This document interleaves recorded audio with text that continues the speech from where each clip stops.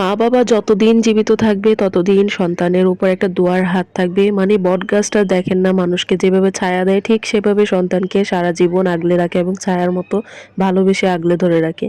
তো যাই হোক আমার মায়ের শরীরটা দিন দিন ভালো যাচ্ছে না আর বাবা তো কবেই স্মৃতি হয়ে গেছে। সবাই আমার আম্মু আব্বুর জন্য দোয়া করবেন বাবা যেন জান্নাত নসিব করে আর আমার মায়ের শরীরটা যেন ভালো হয়ে যায়। আল্লাহ যেন আমার আম্মুকে সুস্থতা দান করে এবং নেক হায়াত দান করে। তো সবাই প্লিজ একটু মন থেকে দোয়া করে দিও। হ্যালো এভরিওয়ান, সবাই কেমন আছো? আর সকালবেলা দেখো আটা করছিলাম। আর বাহিরের দৃশ্যটা তো দেখলেই কত সুন্দর, কিন্তু মনটা একেবারেই ভীষণই খারাপ। কারণ বাসায় প্রত্যেকটা মানুষ অসুস্থ। আমার বাচ্চা-কাচ্চা থেকে ধরে আমার আম্মু অনেক বেশি অসুস্থ। প্রথমেই দেখলে আম্মুকে আসলে গ্যাস দেওয়া হচ্ছিল। তারপরে হচ্ছে নেবুলাইজার করার পরেও আম্মুর একদমই শরীরটা মানে ভালো যাচ্ছে না। প্রচুর সর্দি, ঠান্ডা, কাশি, তারপরে তার উপরে আবার লাংসে ইনফেকশন আছে অনেক আগে থেকেই। তো সেটা কিছুদিন পর পরই একটু দেখা দেয়। তো যাই হোক এখন হচ্ছে রুটি বানিয়ে নিলাম। আমার আম্মুর জন্য সবার আগে নাস্তাটা দিব। তো দেখি আমার আম্মু খেতে পারে কিনা। সারারাত প্রচুর জ্বর ছিল।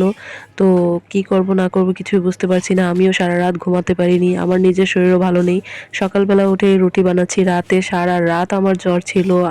আমার বেবিদের, তারপরে আমার আম্মুর। তাইলে বুঝো কি একটা অবস্থা। ঘরের প্রত্যেকটা মানুষ যদি অসুস্থ থাকে তাহলে কেমন যায় দিনটা।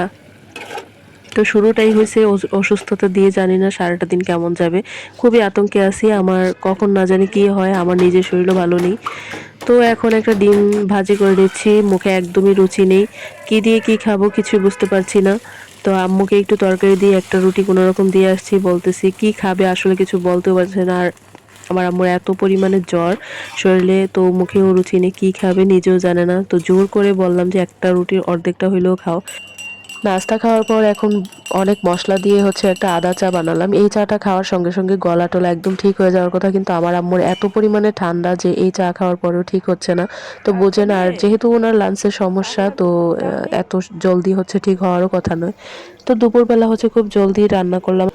আজকে আবার আমার ভাই ফোন দিছে আম্মুকে নিতে আসছে, তো আম্মু আবার চলেও যাবে। আমি আসলে অনেকবার মানা করার পরে আম্মু থাকে নাই, কারণ অনেক বেশি অসুস্থ শরীরটা। সেই জন্য আম্মু নিজেও ভরসা করতে পারে না, কি জন্য জানি না, আমার কাছে থাকতেই চায় না। তো যাই হোক এখন রান্না করছিলাম হাঁসটা। কার রিজিকে আসলে কে খায় দেখেন, আম্মুর জন্য আনা এই হাঁস আমি এক পিসও খাওয়াইতে পারি না আম্মুকে, যেহেতু অ্যালার্জি অনেক সমস্যা থাকে। তো আম্মুকে বিদায় দিয়ে হচ্ছে বিকালে একটু বসে আছিলাম এখানে। আর দেখেন কি সুন্দর ঘুড়ি উড়াচ্ছে, আকাশটা খুবই সুন্দর পরিষ্কার একদম। আর এখন কিন্তু ঘুড়ি উড়ানোর সিজন।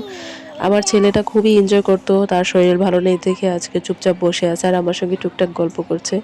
তো এখন একটু জ্বরটা কমছে, কিন্তু তাও শরীরটা গরম আছে।